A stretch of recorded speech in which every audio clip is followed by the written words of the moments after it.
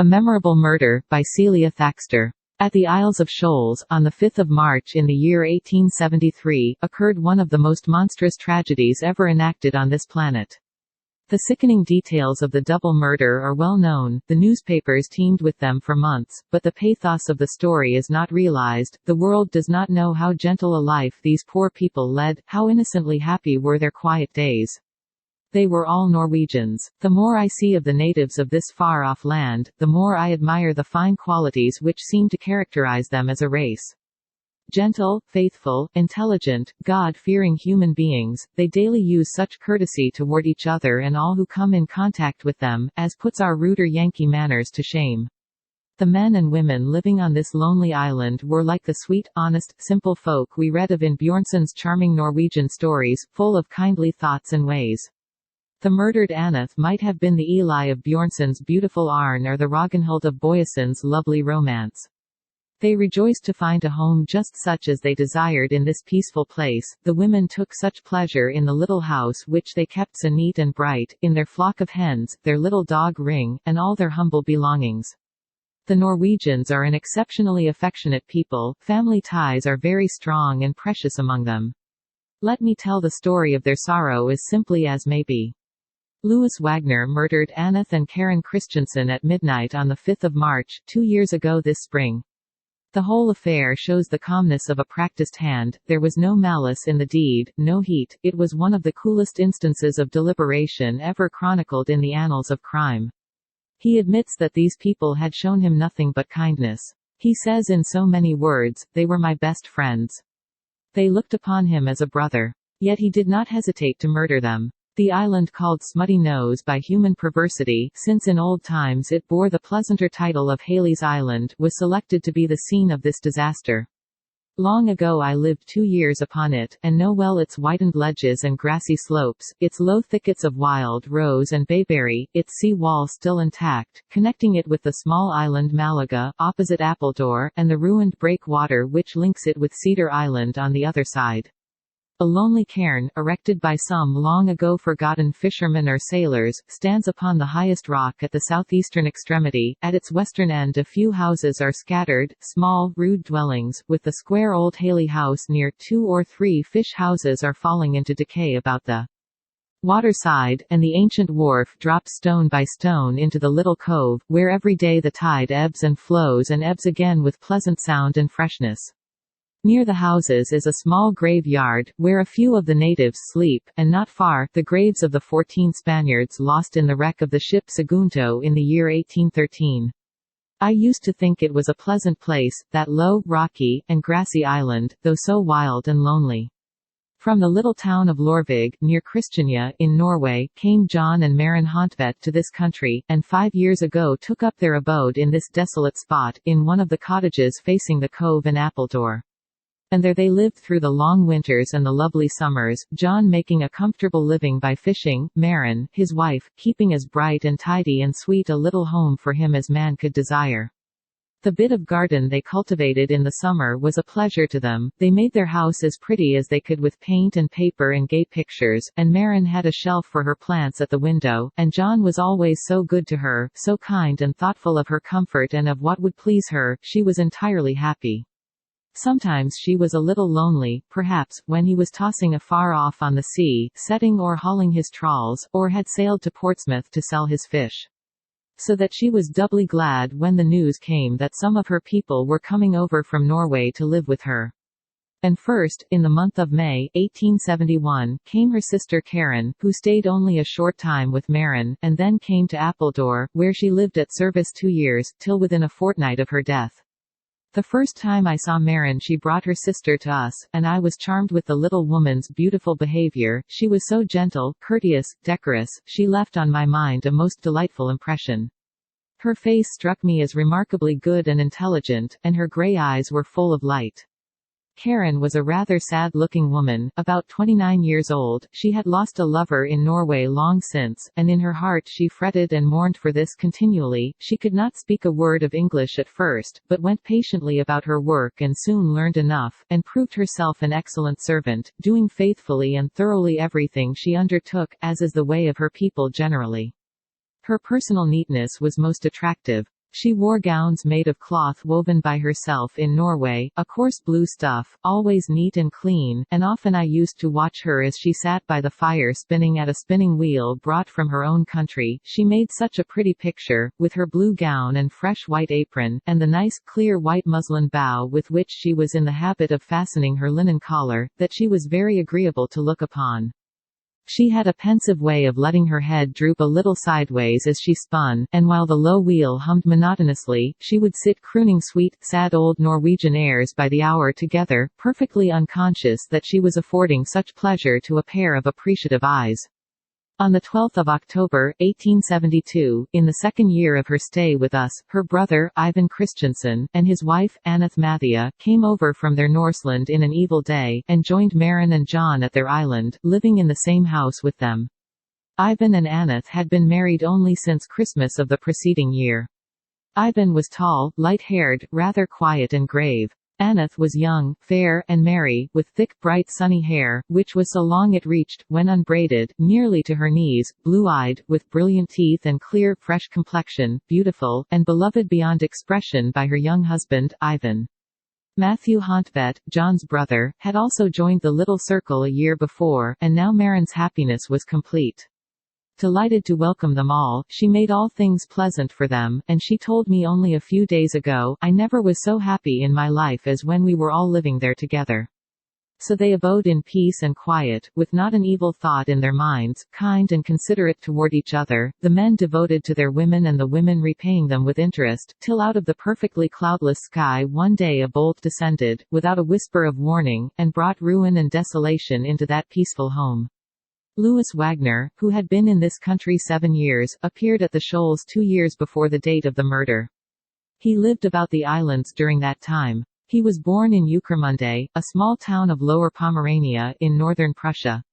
Very little is known about him, though there were vague rumors that his past life had not been without difficulties, and he had boasted foolishly among his mates that not many had done what he had done and got off in safety, but people did not trouble themselves about him or his past, all having enough to do to earn their bread and keep the wolf from the door.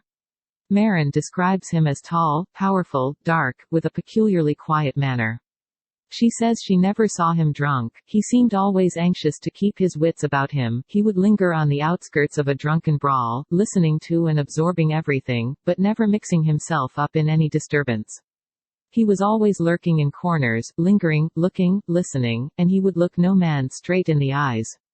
She spoke, however, of having once heard him disputing with some sailors, at table, about some point of navigation. She did not understand it, but all were against Louis, and, waxing warm, all strove to show him he was in the wrong. As he rose and left the table she heard him mutter to himself with an oath, "I know I'm wrong, but I'll never give in."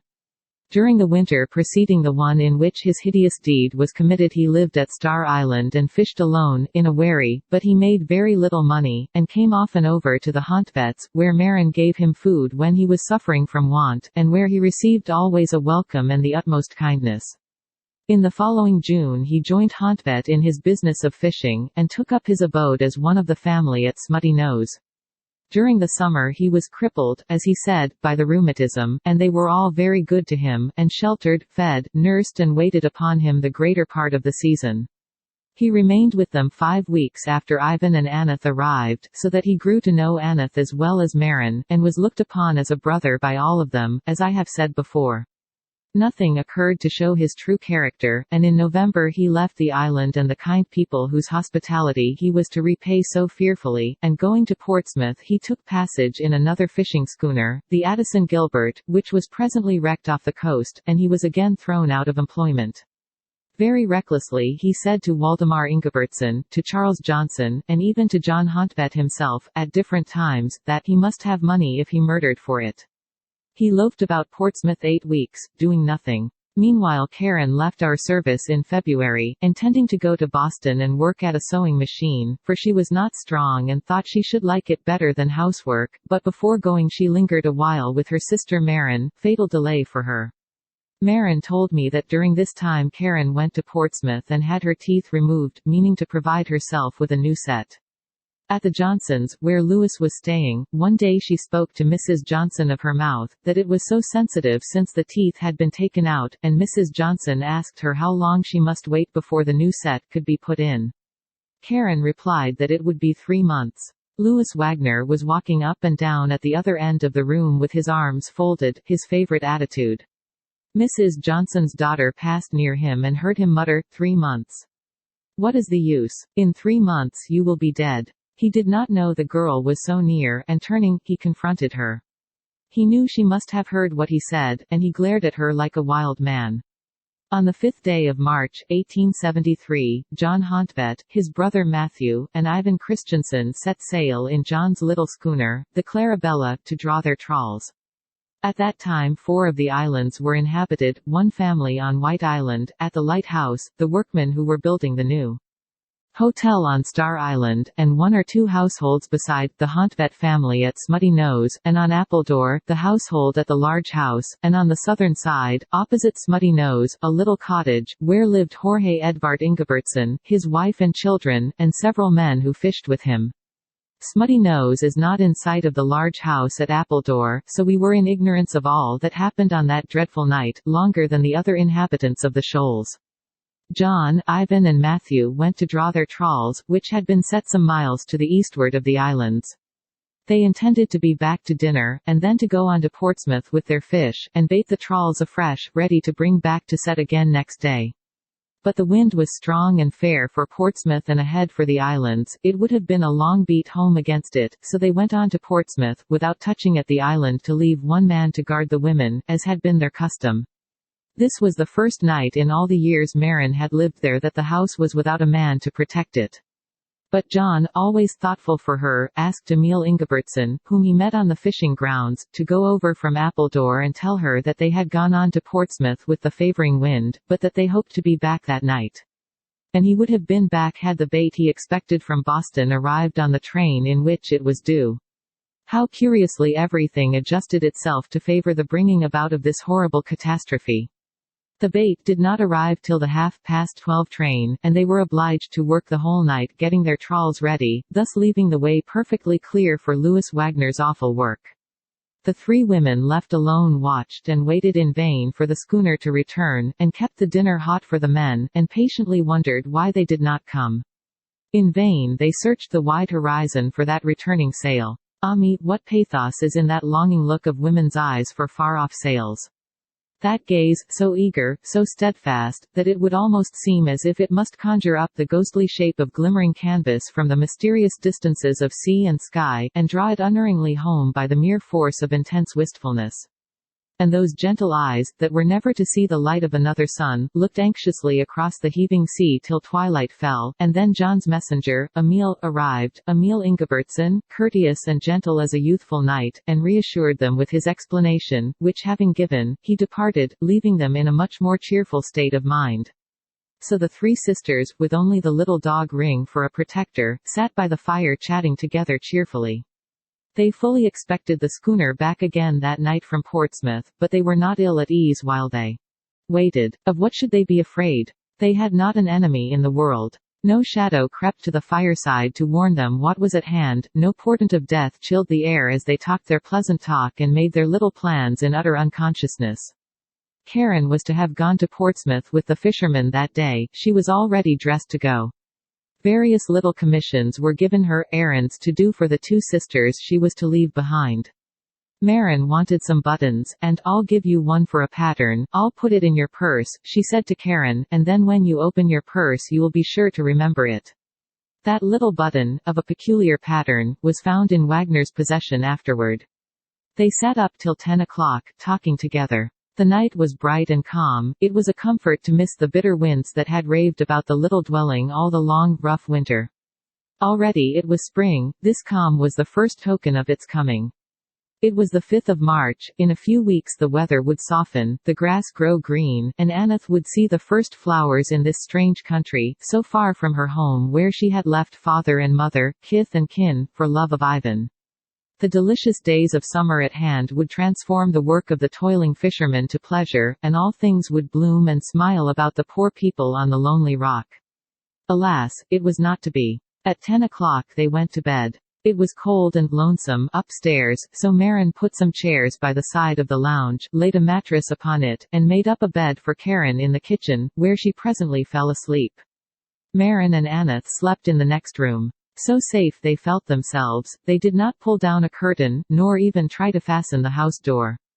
They went to their rest in absolute security and perfect trust. It was the first still night of the new year. A young moon stole softly down toward the west, a gentle wind breathed through the quiet dark, and the waves whispered gently about the island, helping to lull those innocent souls to yet more peaceful slumber. Ah, where were the gales of March that might have plowed that tranquil sea to foam, and cut off the fatal path of Louis Wagner to that happy home? But nature seemed to pause and wait for him. I remember looking abroad over the waves that night and rejoicing over the first calm night of the year.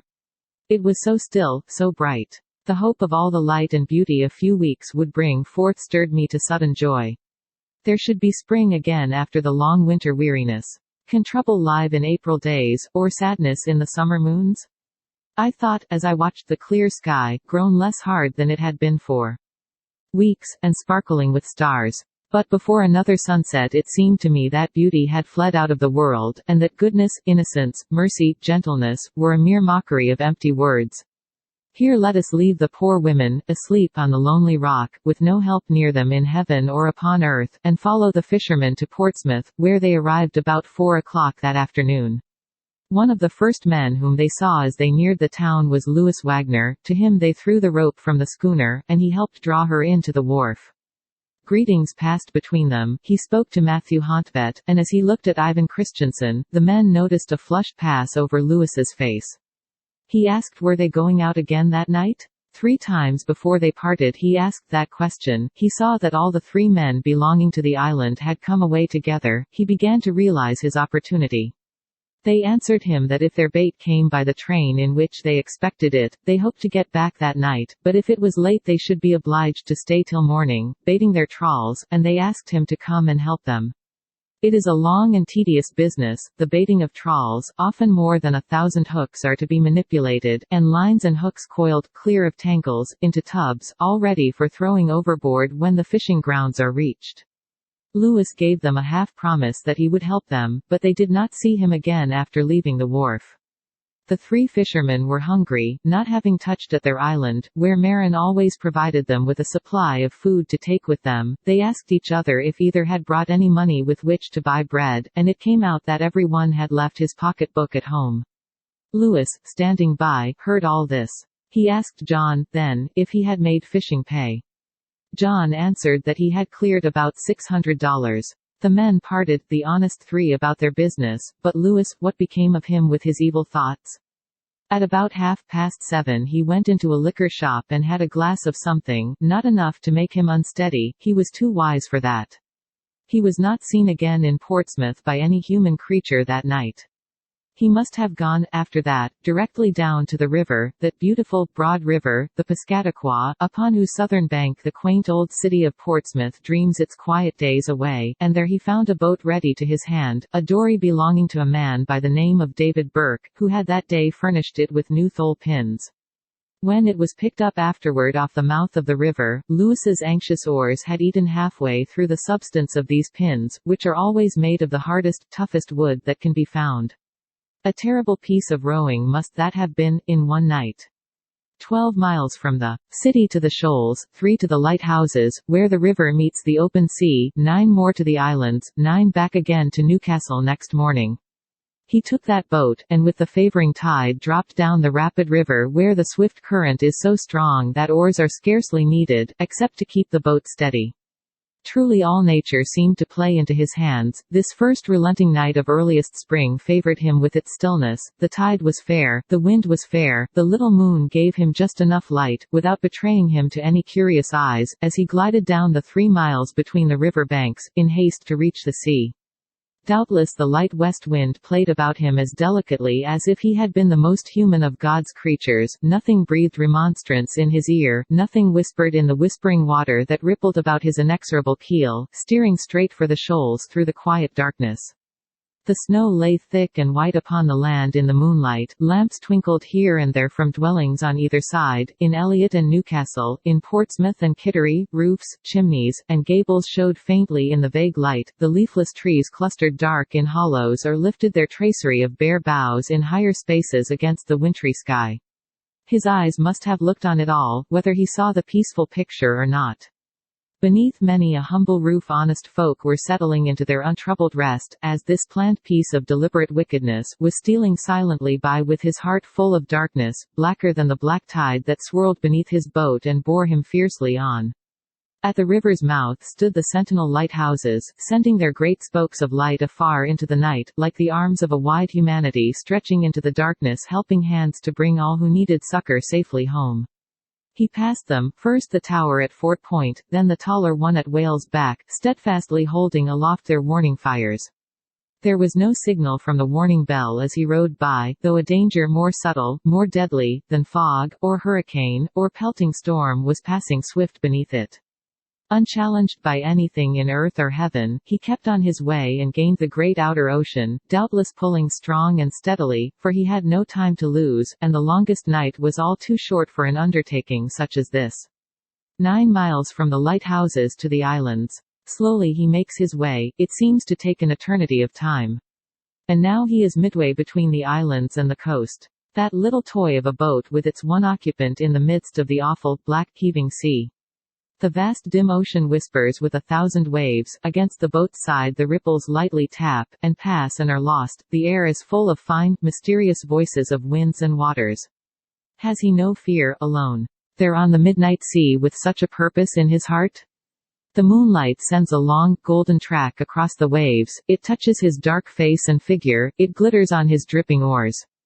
On his right hand Boone Island light shows like a setting star on the horizon, low on his left the 2 beacons twinkle off Newburyport, at the mouth of the Merrimack River, all the lighthouses stand watching along the coast, wheeling their long, slender shafts of radiance as if pointing at this black atom creeping over the face of the planet with such colossal evil in his heart. Before him glitters the shoal's light at White Island, and helps to guide him to his prey. Alas, my friendly lighthouse, that you should serve so terrible a purpose. Steadily the oars click in the rowlocks, stroke after stroke of the broad blades draws him away from the lessening line of land, over the wavering floor of the ocean, nearer the lonely rocks. Slowly the coast lights fade, and now the road of the sea among the lonely ledges of the shoals salutes his attentive ear. A little longer and he nears Appledore, the first island, and now he passes by the snow-covered, ice-bound rock, with the long buildings showing clear in the moonlight. He must have looked at them as he went past. I wonder we who slept beneath the roofs that glimmered to his eyes in the uncertain light did not feel, through the thick veil of sleep, what fearful thing passed by. But we slumbered peacefully as the unhappy woman whose doom every click of those oars in the rowlocks, like the ticking of some dreadful clock, was bringing nearer and nearer. Between the islands he passes, they are full of chilly gleams and glooms.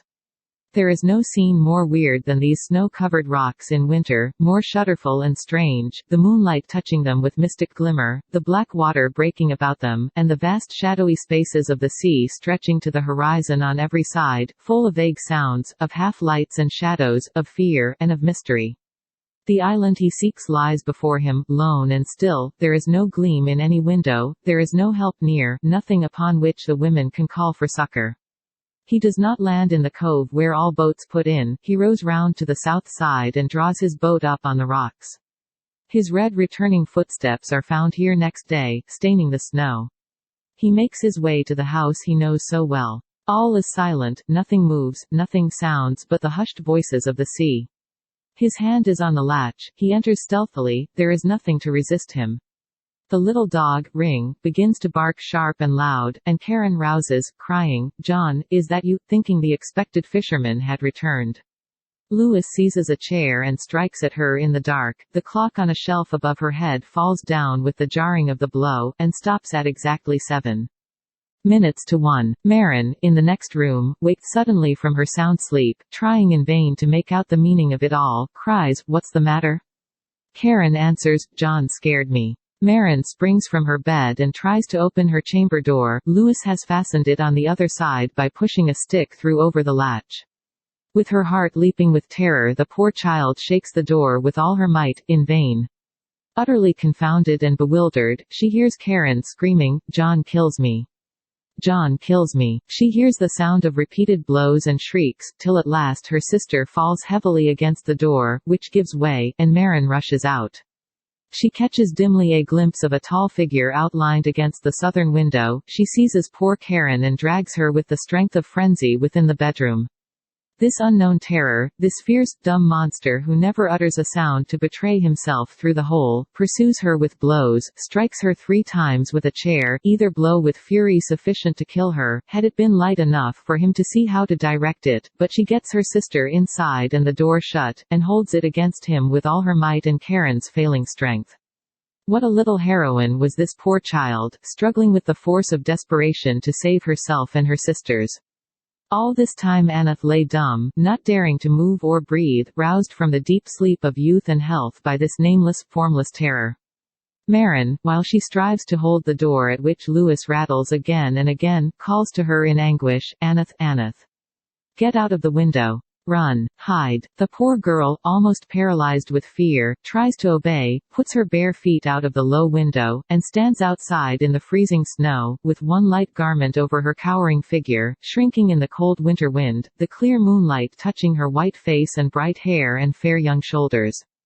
"Scream! Scream!" shouts frantic Maren. Somebody at Star Island may hear, but Aneth answers with the calmness of despair, "I cannot make a sound." Maren screams herself, but the feeble sound avails nothing. "Run! Run!" she cries to Aneth, but again Aneth answers, "I cannot move."